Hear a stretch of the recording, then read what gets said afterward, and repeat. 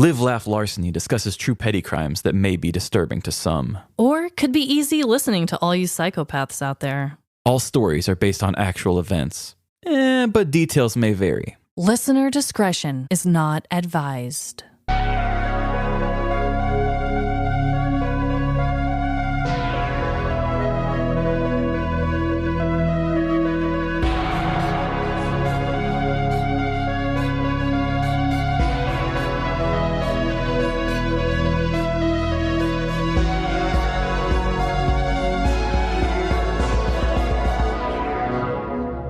Live, Laugh, Larceny.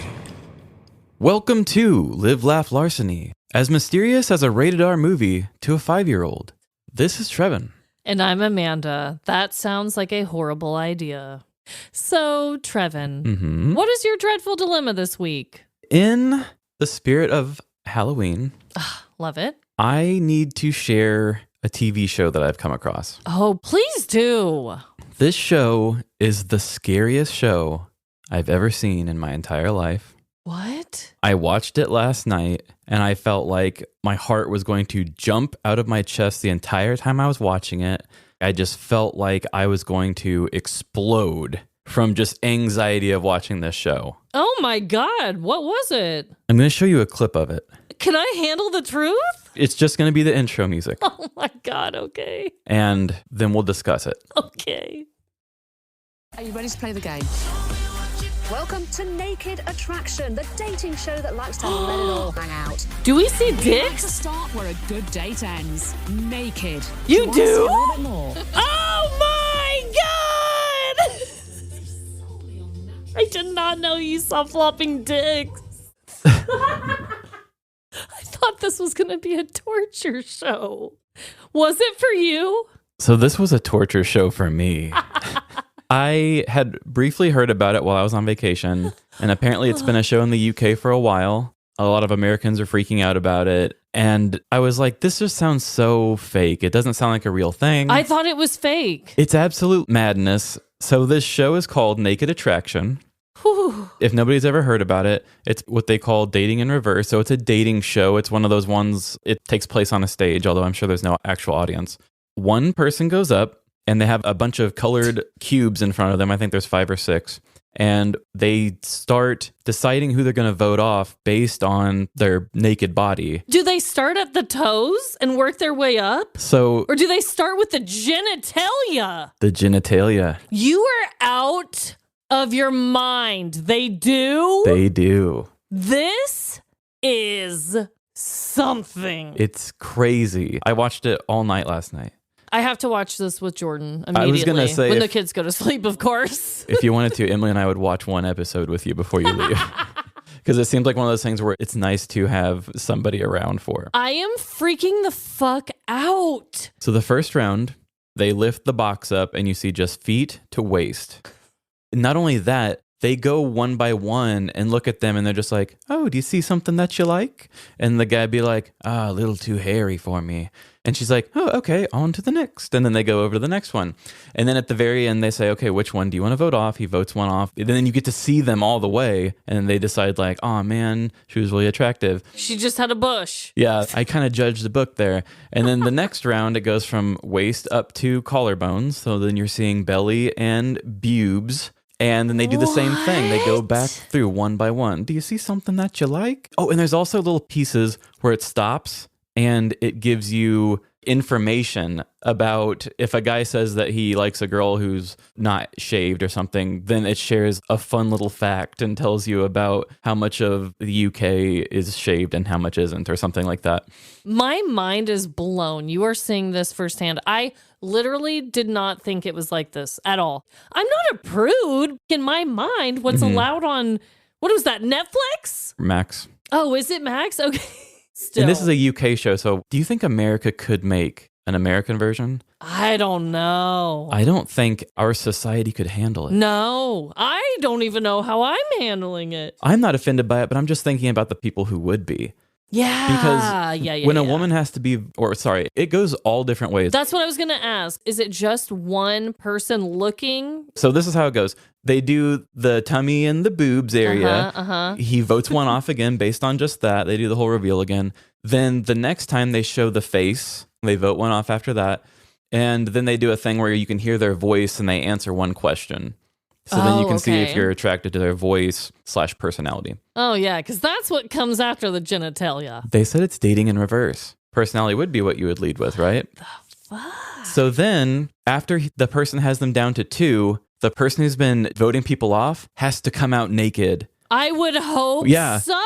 So then they come out naked and have to decide which of the 2 naked people standing out in front of them they want. Then they go on a clothed date. But what if the naked person doesn't want them? I haven't ran into that yet. Oh, okay. Because what if they see them naked, the dater person, and they're like, nah, I'm not really interested in that. From everything I've seen, everybody's always just happy. They're interested and happy. Yeah. They don't seem as shut off as American people in this show. Wow. Okay. That maybe just shows my ignorance. I can't think of anything more vulnerable than just showing someone my genitalia before they even got to know me. Yeah. That is like the most vulnerable thing I could ever think of. And now it's on a reality show for us all to watch? Yes. That's a lot to process. Unless, I don't know. Clearly, the contestants think they can handle it, I guess. A lot of them do come away saying like, oh, it was a very liberating experience. That is wild. I have to watch this. But when they vote people off, you have to give a reason. And it just... Oh, they do? They're like, that nipple coloration is just not my flavor. Yeah. Or they'll say something like, the way her genitals lay may not be that way they want that. And nobody wants to hear that, you know? See, that's where it's the dark twist. Yes, I'm sure it's liberating, but the judgment? They're always usually nice. Yeah. And then the host is always just like, this is the beautiful girl you weren't able to get. And they're always very body positive, which is great. Yeah. But for a person who has extreme body issues, my heart was just going crazy because I was connecting with every single character, male, female, whatever. Like I was so stuck on their personalities because I just couldn't imagine that they were doing anything naked. Yeah. And I was just blowing my own mind the whole time watching it, thinking, what if I were in these shoes? That was scarier than watching the new Saw movie for me. We were just talking about the Saw movie right before we recorded. Right. And yeah, this made your heart race more than that. Yes. At what point do they say, can you whip out a ruler and measure that schlong? Because I just saw that at the intro. Literally, that's the first round. Oh, okay. It's in the first round that they can tell them to do weird things like that? I don't even know if talking about the show should have a trigger warning. It's so weird to me because I cannot believe this is real. I feel like I'm being punked. So did this get filmed this year? This has been out for years. This is a UK show that's been around for years. I got to research this after the show. This is blowing my mind. You want to know what else is blowing my mind, though, Trevin? What's that? My dreadful dilemma this week also has to do with a reality television show. Oh, that is really weird. You stepped on my toes this time, okay? Remember the one time I tried to do something historical and I was on your turf? Yeah. Well, at least we don't have the same one in this instance. But yes, you were stepping into my reality TV home. It's true. Welcome. But no, mine's drastically different. One of the shows that I recently saw is The Golden Bachelor. Have you heard about this? Is this a bachelor, but it's old man? Yes. Oh, I just guessed. I've You never heard of haven't it. seen anything about it at all? Uh-uh. Oh my God. Okay, so Trevin, this man is an old man. I'm pretty sure he's in his 70s, okay? He's kicking it. Oh, this sounds like a parody. No, I thought you were parodying me with this, but this is real. It's The Bachelor for elderly people. I don't know if that's how they're saying it. Sorry, guys. For more mature adults in their golden Distinguished. years. That's why they call it this. But the thing that's making it really dreadful, because there's only been... Are the girls all like 20? No. Surprisingly, thank you, ABC, for not being total creeps. No. The thing that's dreadful, though, Trevin, is that I'm watching these beautiful, mature women, okay, stepping out of these limos, walking up, wearing these gowns. And some of them are hotter than I am. Look at this, for example. This woman, Anna, 61. Oh, mama. April, 65. So this is like MILF Island. Christina, 73. The reason it's been dreadful for me is that I see these women and I'm over here being, how old am I, 32? And I'm like, come on, girl. You can pull it together a little bit better. And that is why I'm kind of dressed like I'm part of the Spice Girls today. No, I'm loving it. Right when you would come in, Emily was just like, whoa, MILF alert. I was wondering what fancy thing you were going to after this. I have nowhere to go. I have nowhere to be. I told Jordan maybe we could go to Costco after because this is the first time I've worn these boots. These boots need some walking. I need to just dress up for more simple things. And don't get me wrong, I'm going to be chilling in sweatpants most of my time. But on occasion, it's nice. But damn, that is so funny. Both of our dreadful dilemmas were about reality shows. Reality shows and self-image, sort of. Self-image. Self-perception. We've never been on a level like that. So we're going to be doing a round of 2 truths and a lie. I've got 3 wires. Which one do I cut? I'll give you 2 truths and a lie. But wait, we don't have time for this. Boy, howdy, are we. And I have got one for you that I'm going to stay on the theme of fall time and spooky season. Okay. And I want to do 2 truths and a lie about corn mazes. Okay. Do you know a lot about corn mazes? I mean, I know we're Midwestern. I mean, I've seen them. I've been in them. But do I really know how it's done or any of that? No. They're fun. Yeah, they're fine. Prefer the corn pit. I get it. Here are your statements. Okay. Statement 1. The first full-size corn maze was made in 1993. Statement 2. Today, corn mazes are planted as mazes instead of being cut out of the field. And Statement 3. Children of the Corn was loosely based off a series of murders believed to be caused by a small commune. Okay. Wow. Those were all drastically different. I'm having a really hard time believing that they started only in 1993, but I could be wrong. I'm going to go with statement A as the lie. All right. And you were incorrect. Dang it! Really? I thought that these were like ancient. Honestly, that was the main fact that I just wanted to get across to everybody. When I saw that, it blew my mind. Yeah, that's why I'm like, there's no way. There's no way I'm older than corn mazes. What? That makes me feel so old. And when did Children of the Corn come out? Around the same damn time? No, Children of the Corn was written in the 70s. Okay. So that is the lie. The lie is the Children of the Corn was loosely based off a true story. Oh. Children of the Corn was just a short story written by Stephen King back in the late 70s. And it wasn't about a corn maze. It was just about them living in corn. Yeah, that was just a town in Nebraska that there was just like a weird little cult led by children. Oh, with the children. And so it was just a very rural corn community. Okay. So that's like the kids came from the cornfields, not corn mazes. Okay. Thank you for clarifying. So then the other truth is that today corn mazes are planted as mazes instead of being cut out of a field. Smart. Which I thought that was really cool. And polite. If you didn't do it like that, you would just be growing all these plants up just to cut a lot of them down. Yeah. I thought maybe that was possible. Maybe they cut them down and just harvested those. Oh, maybe too. I'm coming from mazeadventure.com. No way. That is so cute. It looks like a total children's website. Oh. I was looking up information on corn mazes, and I'll tell you about 80% of the fact websites are for children. But you had to go searching for the Children of the Corn lie. That's why. So, of course, labyrinths and mazes are way older than the 90s. But the first corn maze was done in 1993, created by Earl Beale out of Annville, Pennsylvania. Aww. His original design was inspired by his father's work designing mazes for a local amusement park called Noble's Amusement Resort. He wanted to share his experience with others, so he created a large-scale version of the maze at his farm in Pennsylvania. And then also the second truth, it says, while farmers created corn mazes of the past with a plow or tractor, today's mazes use GPS technology to make the intricate designs. Ooh.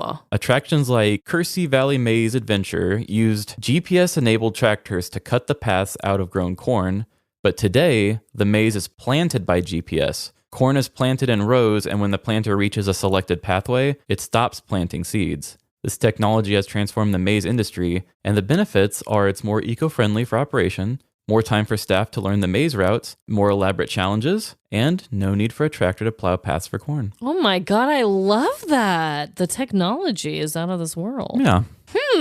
I'm still caught off guard that this only started in the 90s. It's really, really, really, really weird. Yeah, somebody tried to argue that it was earlier, but the only recorded one is from this person. Wow, and I love that his name is Earl. Well, those were amazing. And I love how they were fall themed. When you did it last week, I thought, I can lean more in. We can have almost a Halloween special and a Halloween special too. That's fine. I love it. The more Halloween, the better. I couldn't agree more. I also have a spooky 2 truths and a lie for you. Before I begin, I am going to give a trigger warning to my father, okay? Oh. If he's listening, Papa Dennis, as you refer to him, I'm going to be doing 2 truths and a lie about spiders. Ooh, yeah, we do need that. We did a Fur Baby Friday, remember? Yes. And we did spiders. Uh-huh. They had asked, hey, is it okay if we do spiders? And I said, there's no rule book. We have fun here. Yeah. I posted it, and so many people were like, where's my trigger warning? How dare you? That's against the rules. It's a big fear. So from now on. Yeah, I'm warning you people because I know that's my dad's biggest fear and he listens. So, statement number 1. The biggest species of spider can grow up to 12 inches wide. Statement 2. Male red widow spiders are known to force feed themselves to their female partners. And statement 3. A common defense mechanism for tarantulas is to throw their own feces at predators. I've got strong tarantula energy. Do you? Yeah, if that's true, ooh. I'm going to say that one's true. I'll go with statement 1 as the lie. Okay. And you are incorrect as well, Trevin. Well, damn. We're still on the same wavelength of being a loser, I guess. Sweet. So, statement 1 is a fact. The biggest species of spider is the Goliath bird eater, which can be up to 12 inches wide. It lives in rainforests and swamps in the northern portion of South America. A ruler, bro. A ruler. I'll show you a picture later. Statement number 2 is also a fact. These red widow male spiders are wild, okay? Apparently, the males will force feed themselves to their female partner by placing themselves into the female's mandibles. They are also known to do a thing where if she spits him out, like if the female one tries to spit him out, he'll just keep putting himself into her mandibles until she eventually eats him. Why? I don't know. Is this love? Like it can't be that bad. Oh, I don't know, but it's wild. It's like, I'll give you everything. How romantic. So number 3 is the lie. New World tarantulas are capable of flinging off tiny, irritating hairs, so they don't throw their feces. I'm sorry. Instead, they throw off tiny, irritating hairs known as urticating hairs, I think is how you say it. These are to deter potential predators, similar to a porcupine using its quills in defense. That's kind of cool, though. I know. It's more sanitary than throwing feces, so I'll take it. But with it being our show, that sounds petty. Like maybe this one's got to be true. So that was a good one. We both got each other. Yeah, for real. Good job, us. You know what else is a great thing, though, Trevin? No spiders. Ads. Yeehaw.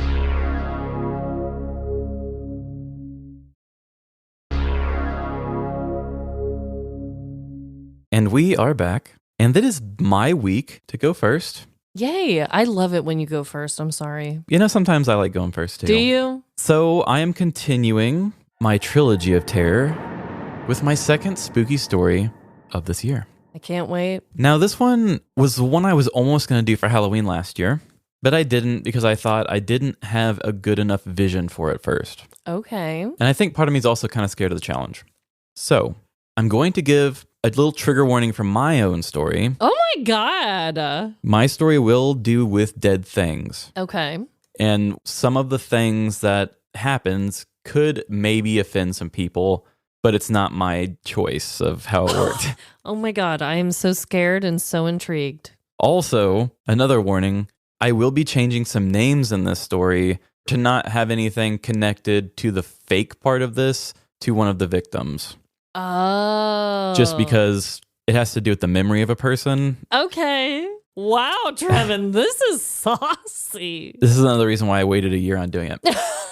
At the very end, when I do the recap, I'll use all the real names to give the full true story. Okay. Because I don't want anything getting twisted. Don't get it twisted, folks. Yes. He'll tell the truth at the end and explain himself. So enjoy the most built-up story I've ever done. I know. I'm like, Jesus. And here we go. There are a lot of unknowns in the world. From the beauty found within the female gaze to how light bulbs work. There are some things that are just too magical or scientific to explain, especially if you're like me and science talk intimidates you. Of all these unsolved mysteries, there is one that proves to be the most difficult to research and find answers. Family. Now, I'm not talking about why your dad believes the president is the Antichrist, or how grandma makes bacon grease soup and swears it's good for you. This will make you big and strong. Obviously, no answers can be found within those beliefs. I'm talking more about how our parents and ancestors are behind closed doors. In most common instances, we only know our parent, guardian, or grandparent as the roles that we are assigned at birth. No matter how much leveling, advice, or reminiscing that guardian does, they are still speaking to you from the standpoint of a role model. A lot of times, the advice given or story told are narrated from the perspective of someone who knows better. Even from one adult parent to a younger adult child, the story is told with a lot of caution, attempting to save face for the parent and still give some kind of positive guidance in the process. Imagine this. Back in the 80s, your dad had the night of his life.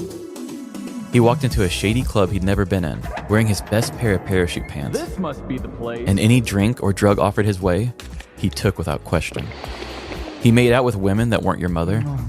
And when some random person requested disco, he let loose and did the hustle, even though he always claimed to hate that genre of music. I feel so fucking free. The next morning, your uncle found your dad asleep in a garbage can, where he pulled him out and brought him home to be cleaned up.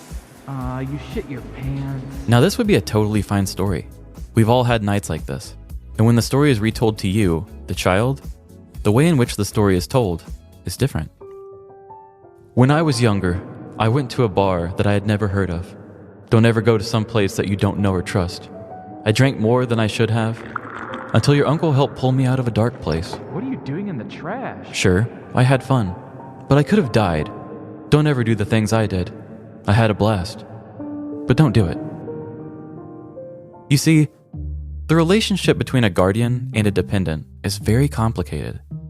The guardian wants to bestow useful information, keep their legacy intact, and not give their child any bad ideas along the way. The child, on the other hand, looks up to their parents, conveniently overlooks their flaws, and thinks they always have the right answers. And this is where it all gets very tricky. Whether your parents were an unreliable narrator, or you were too naive to read between the lines, our image of the people they used to be is an amalgamation of many factors keeping us from the truth. How well do we really know the people who helped raise us? What secrets lie just above our branch on the family tree? And are dark forces hereditary? For the second chapter of my trilogy of terror, we are going to meet a woman who's asking herself these very same questions, and the answers found may be stranger than fiction. Church bells ring in the distance as the Fremont family huddle around an open grave. A cool breeze from the east blows through the rows of black-clad mourners, pressing gently upon their formal funeral attire.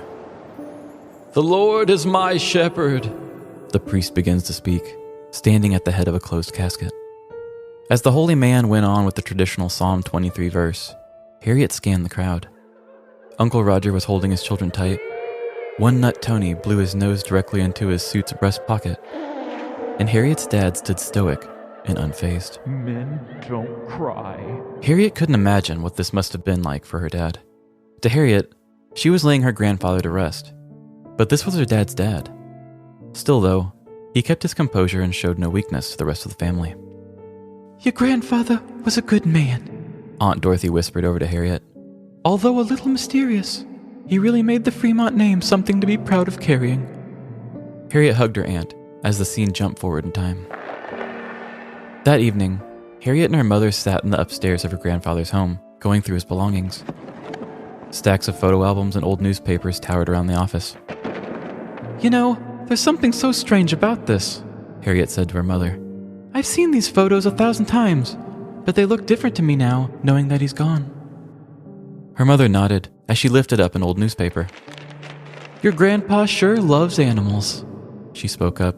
"I don't think there was any species of farm critter that he didn't win a blue ribbon at the state fair with. He just had this connection to them." The rest of the night went on with the two women compiling the possessions of Grandpa Fremont. The more Harriet helped her mom, the more she began to get a new understanding about her grandfather. As a child, she viewed Grandpa Fremont as just a gruff farmer who didn't know how to use his inside voice. But after seeing his awards and letters from the war, he was a tender man with a deep love for his wife and the livestock that graced his farm. This information left Harriet with a stronger knowledge of who her grandfather was, something she wished she had when he was still alive. The next morning, Harriet decided to visit the gravesite of Grandpa Fremont for better closure with the man she felt like she just met. The cemetery was just as cold and eerie as it was the day of the funeral. Her feet crunched on the dead leaves scattered between the headstones as her grandfather's grave came into focus. At first, it appeared as if the headstone had been decorated with stuffed animals and gifts of her grandfather's remembrance. But as she got closer, this was not the case. There, spread around and draped over the grandfather's headstone, was carcasses of dead animals. After a good healthy scream, Harriet called her family, and together they disposed of the animals and cleaned the grave. Many speculations arose during the family's cleanup, leading to everyone agreeing that the fake floral arrangements may have been toxic to nearby animals. With the safety of the wildlife considered, all grave decor was also removed, leaving the headstone bare. Harriet returned to the cemetery the next day, hoping to have the alone time she didn't get the day before. But once again, as she reached her grandfather's grave, she was left with another surprise.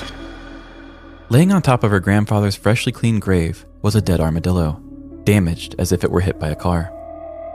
She ran back to her vehicle to get her cleaning supplies, but no amount of spray could get the bloodstains off the headstone. She immediately went home and began to Google dead animals on grave sites. The information was startling. Infinite pages of ritualistic sacrifices and urban legends of cults and underground communities flooded her computer screen. Each click led Harriet to ask new questions about her grandfather. Was he in a cult that paid their respects to dead animals? Were weird teens trying to do animal sacrifices on her grandfather's grave? Or did Grandpa Fremont's love for animals transcend this mortal plane, causing roadkill to rise and walk to his final place of rest? Like most research sessions in the age of information, Harriet was left with more questions than answers, and she felt even further from the truth than before she began. With many spooky red herrings to follow up on, Harriet continued her research, continuously checking on Grandpa Fremont's grave. Within the span of 2 months, Harriet and her family cleaned more than 10 different dead animals off the monument of her grandfather. Finally, enough was enough. Whether this was any of the previous stated conspiracies or not, the Fremont family needed proof. With the permission of the cemetery, Harriet and her family placed multiple game cameras around the cemetery. It didn't take long for another dead animal to show up, prompting the family to review the tapes. What the family saw left them speechless. On the different camera feeds, Harriet watched as a gray, newer model Dodge Journey pulled up to the row of graves. The door slowly opened, revealing an old white man, disguised in a teal woman's windbreaker, sunglasses, and a gray old lady wig. The poorly disguised man reached into the back of his vehicle, pulled out a dead raccoon, and walked it directly to Grandpa Fremont's grave. Harriet ran the footage to the police, but no license plate was captured, nor was the disguise revealing enough. With a vehicle make and model identified, Harriet decided to spend more time near the cemetery in hopes of catching the devilish desecrator in the act. She read books in the parking lot, passed by any chance she had, and even chose to make the cemetery road the spot of her morning jogs. This proved to be the correct strategy. On a warm July morning, Harriet rounded the corner of the cemetery's main dirt road, allowing her a perfect view of the entrance. As she passed the last row of trees, she saw the gray Dodge Journey pulling away. Sprinting towards her grandfather's headstone, she saw exactly what she expected: another dead animal. This time, a possum was found lying on top, while 8 live babies were sitting in one of the flower vases. Harriet jumped in her car and followed the Dodge to the local Walmart neighborhood market. Pulling in and parking an inconspicuous distance away, she sat and waited for the man to exit his vehicle. By the time he finally did, he was not in the bad disguise he was in before. In fact, Harriet immediately recognized him. "It's Old Man Stroud," she said to herself, writing down his license plate number and dialing the police. She couldn't believe it. Joseph Stroud was an old farmer that owned the farm next to her grandfather's. The two always butted heads over property issues and other farm-related matters. After a lawsuit was settled between the two, Harriet and her cousins were always told to never play on Old Man Stroud's land. She always had a deep childhood fear of the man, but she never thought he was capable of something like this. Once the information was given, police cross-referenced the footage of the nearby middle school, cemetery cameras, and Walmart neighborhood market security. Comparing articles of clothing Stroud wore in Walmart with articles of the old lady disguise, it was decided that Joseph Stroud was the desecrator in question. In August of 2020, 78-year-old Bentonville, Arkansas man, Joseph Stroud, was arrested for defacing objects of public respect, a Class B felony, after placing multiple dead animals on the headstones of his deceased neighbor. Over the span of 2 months after Fred McKinney's burial, his family cleaned 16 different dead animals from his grave. Eventually, with the approval from the cemetery, the family put up cameras, catching Joseph Stroud leaving dead animals on the grave dressed as an old woman. Once identified, the McKinney family confirmed that Joseph Stroud and Fred McKinney had neighboring farms, and even had a lawsuit that they believed Stroud had lost. When police arrived at Stroud's residence, a bath towel that was stained with what appeared to be blood was seen through the back window of the Dodge Journey. When asked to come to the station to answer questions, Stroud did not ask why he was being summoned. Instead, he said, "Okay, I can head that way right now." By the conclusion of the court case in February of 2021, Stroud changed his story that he was, quote, honoring a man by repeatedly putting dead animals on his grave. Originally charged with a felony, Joseph Stroud took a plea deal, pleading guilty for a reduced sentence. Stroud received a 1-year reduced sentence with the stipulation that he pay the McKinney family $2,529 to replace the ruined, blood-stained headstone within 30 days. When the judge asked Stroud why he put dead animals on his neighbor's grave, Stroud said it was because his neighbor was a farmer who loved animals. "I done it for his behalf, to show him the animals were still here and everything like that. He just enjoyed animals and that there was more of a beauty than flowers and stuff." The judge then asked, "If you were honoring him, why would you wear a disguise and sneak in and out of the cemetery to put dead animals on the grave?" To which Stroud replied, "It was more to agitate the people looking at me and following me around. I done it to upset them because my car was there and my license tag was there and they knew it was me. I done it just to agitate them because I knew they were checking on me and stuff." The McKinney family accepted the plea deal, allowing them to replace the headstone and Joseph Stroud to visit the cemetery again, only when accompanied by someone else. According to ArkansasOnline.com, Joseph Stroud's wife was also buried in the same row as the headstone he desecrated. During the trial, Joseph was unable to visit his wife's grave. Even after all that he did, the McKinney family didn't want Joseph Stroud to miss seeing his wife's grave any longer. See what I mean? Stranger than fiction? I think a weird animal sacrifice cult seemed a bit more likely than a petty person trying to get revenge on someone who is no longer living. But hey, this is Live, Laugh, Larceny. The pettier the better is our motto here. But even this one makes me feel weird. The one thing I can really say about this, making it the perfect Halloween story, is that we have the dramatic opening of a funeral, a possibility of the supernatural, and one wild disguise that would make a pretty funny Halloween costume. So if you're looking for an easy Halloween, why not go as petty supercriminal Joseph Stroud? Wear old man overalls with a teal woman's windbreaker, white old lady wig, sunglasses, and carry around a couple stuffed animals. Not a single person would understand who you are or what you are referencing, but you'd make me smile. And that would be the best treat anyone could receive this Halloween season. Whoa. What on earth? I've been holding on to that for over a year. I can see how that is a tricky one that you would want to handle with care and comedy. And I think you did fine. So not only can I not relate to the fact that this was even done, someone still was holding a grudge when they weren't even alive anymore, and then they had to go and do something so drastic like that. Yes, that all blows my mind, but the thing that really blows my mind is his whack-ass excuses that he gave in court afterwards. Yeah. During the time of this trial, he was also trying to plead that he was getting the first signs of dementia or whatever. Okay. But it just didn't really line up with how he was also going 180 and saying, oh, well, I did it to honor him. Yeah. So when the family was like, dude, that doesn't make sense. You can't do that. The judge was like, I can't press him for lying if he's admitting to doing it. He's saying I did do it, but he's saying the reason behind it isn't because I'm mean. Yeah. It's almost like pleading insanity, but it's not a murder trial, so you didn't really have to go that hard. Right. So they were like, well, if he has dementia, I don't think he should safely be able to drive then, huh? And he accepted to give up his driver's license to get the reduced sentence on this. Oh my God, what? So even if he does have it, I still think obviously this was more of a petty thing, especially with the backstory. Because they have a backstory, because there was a lawsuit even, that makes it way more tense between the neighbors. Yeah, I think it was a petty act. Like the judge said, okay, yes, leaving dead animals on somebody's grave is obviously disrespectful. So like, shut up. It was not that he loved animals. Yeah, isn't that silly? And B, you're coming dressed as an old woman. If you're doing it to pay respect, why would you come in an old lady wig? Yeah, if we didn't even talk about that recap. Yes, exactly. Like that is so over the top and well thought out, but also so overcorrecting that it almost draws more attention to you if somebody noticed. And there are pictures. Good. I might even be able to bring one up for you right now. What in the hell? I thought it was going to be like a longer wig for some reason. It almost looks like a George Washington wig, kind of. I don't think it has the little ponytail in the back, but it's a short white wig. It almost looks from this picture gray, almost like a silver old woman short haircut wig. Yeah, he's wearing a windbreaker and just...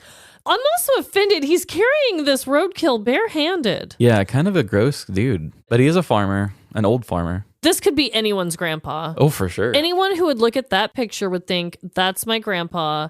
And grandpas can be petty too. Who are your family, you know? Yeah, but my God. Maybe it is because they're farmers and they deal with animal stuff all the time and it's another level. But my God, that is petty and gross and disrespectful. And when is enough enough? Yeah, let the man rest in motherfucking peace. You'll never get satisfaction of it. I know. That person's dead. It's like the trial that you talked about where it was like the trial and it was someone who was dead. They put the dead priest on trial, Yeah, and it's like, this is honestly a little embarrassing that you're having to do this to someone who's dead. So you can see why I changed the name. I know you haven't seen the movie Hereditary. Yeah. But this gave me very strong Hereditary vibes. I love these really artsy, kind of slow-paced horror movies.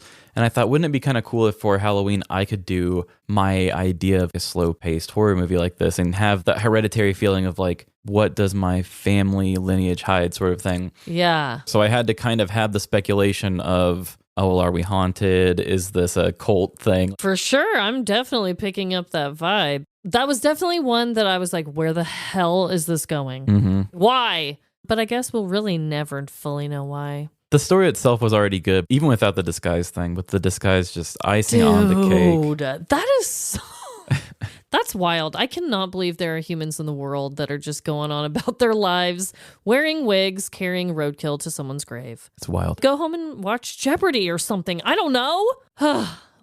We will definitely have a few things in common with our stories, but luckily, Trevin, our dreadful dilemmas are where, our mindset overlap stops. So I think mine's different enough. We've been slowly forking apart all episodes. I feel you drifting away. So I also have a story from the news. And again, it is a continuation of this spooky month.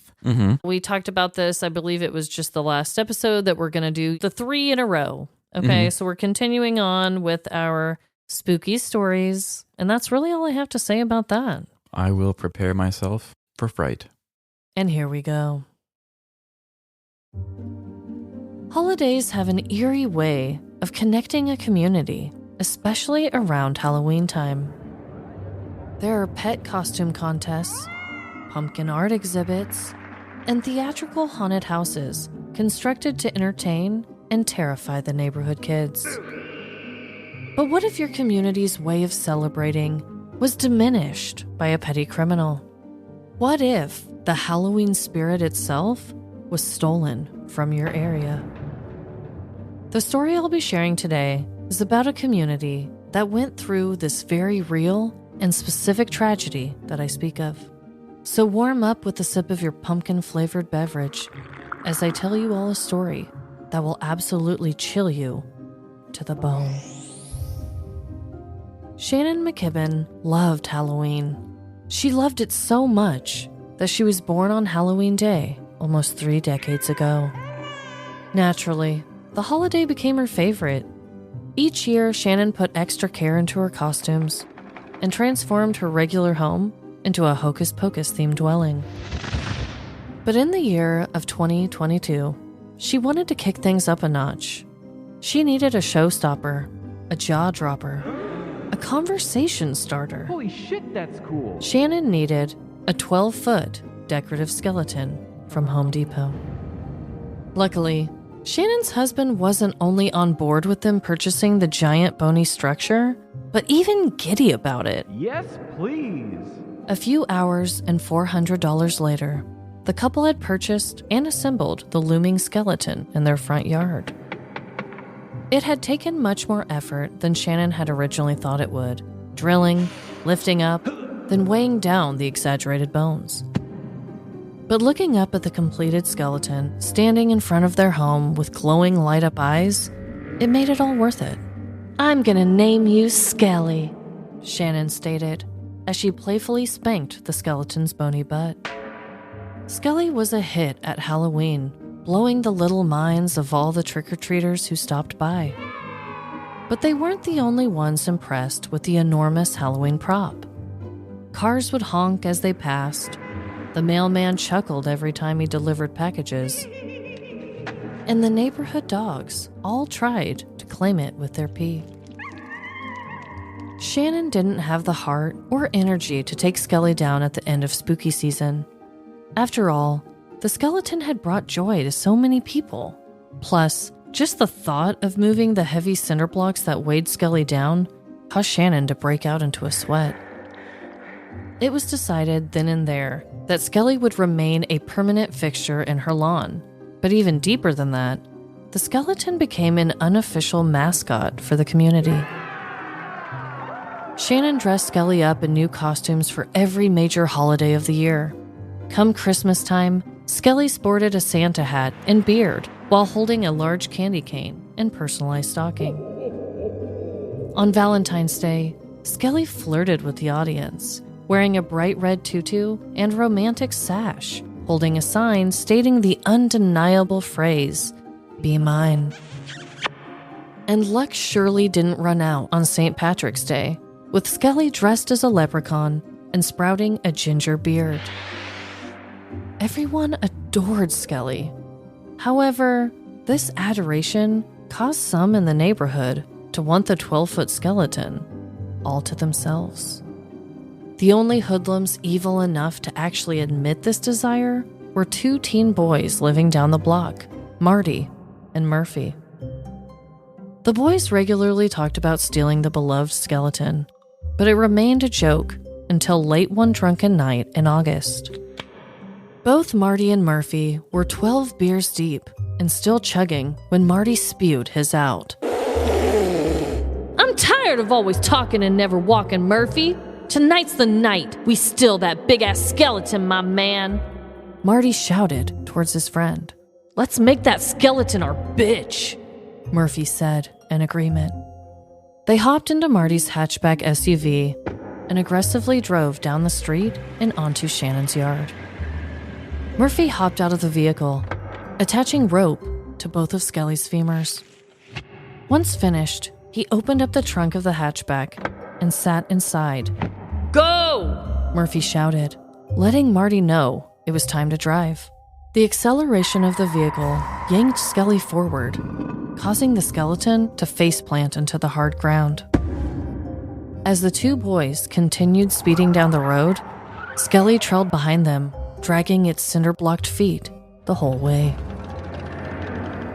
In August of 2022, a 12-foot skeleton was stolen and dragged from a yard in Mount Ephraim, New Jersey. The skeleton, named Skelly, belonged to Shannon McKibben and her husband, who bought it for close to $400.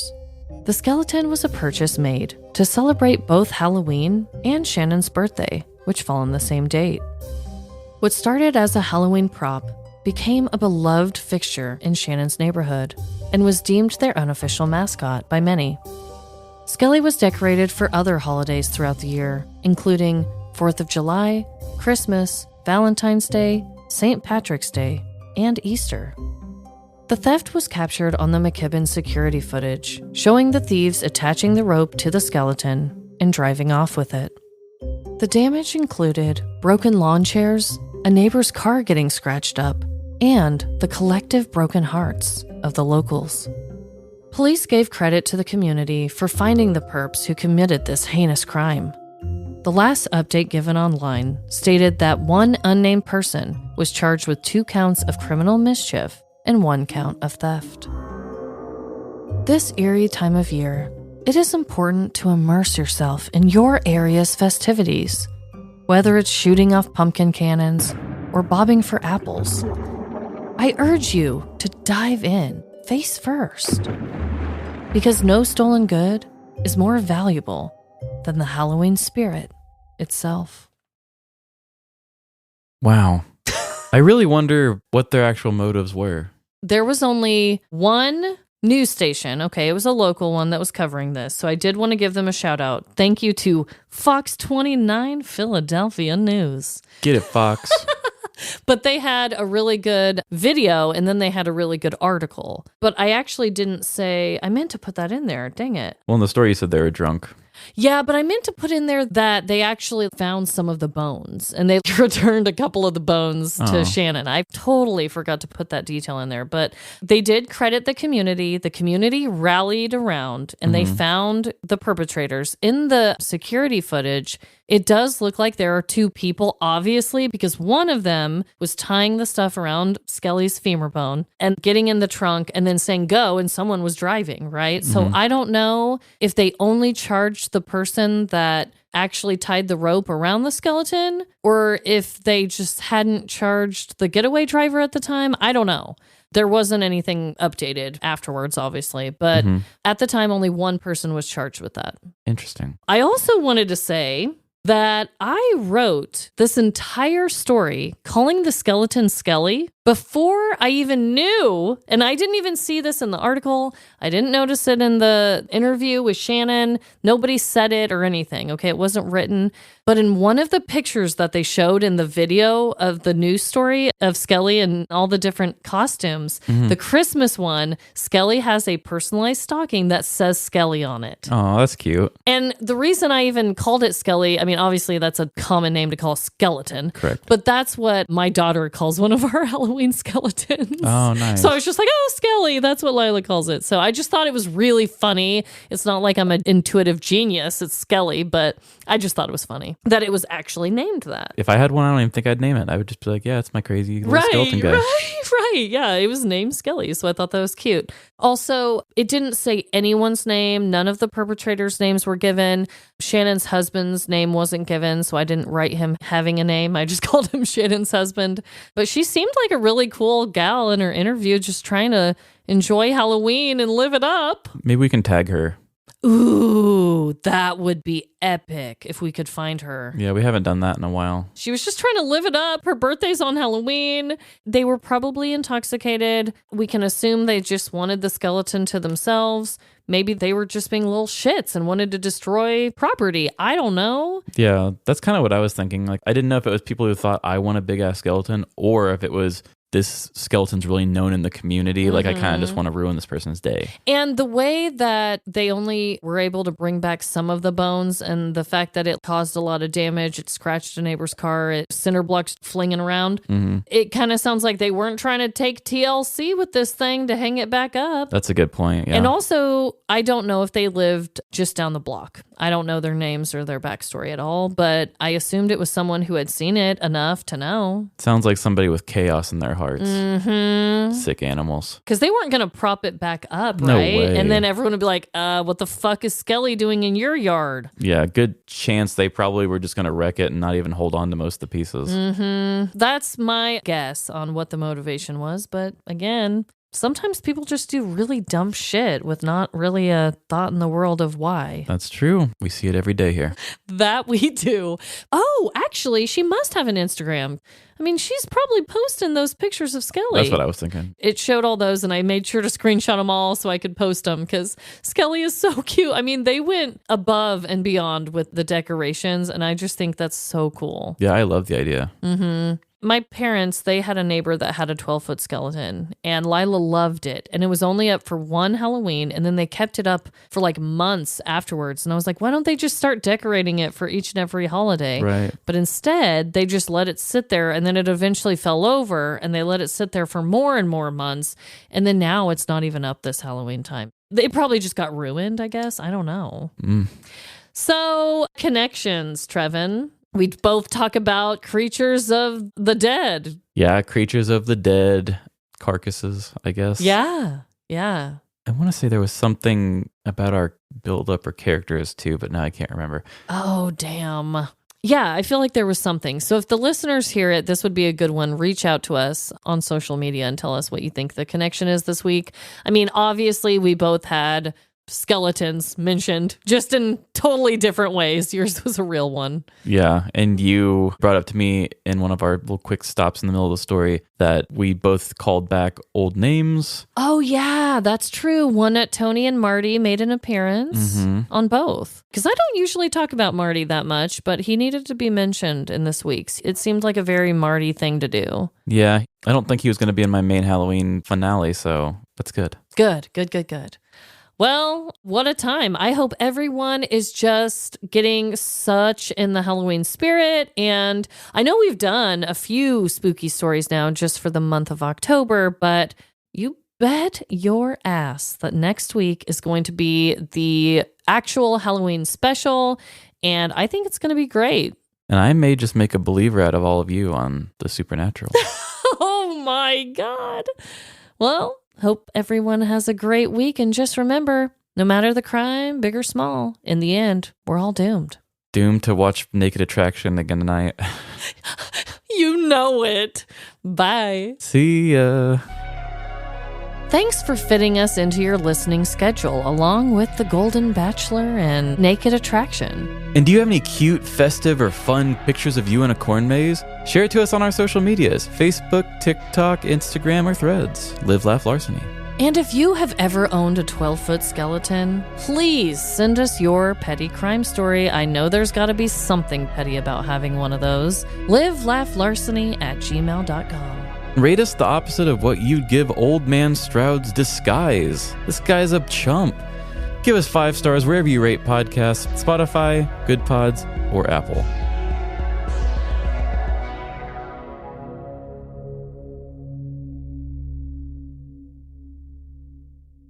Luckily, Shannon's husband wasn't only on board with them purchasing the Giny bone. The Giny? Did I say the Giny? I hope you did. Giny bones. The neck bone's connected to the Giny bone. Remix. Ending clip.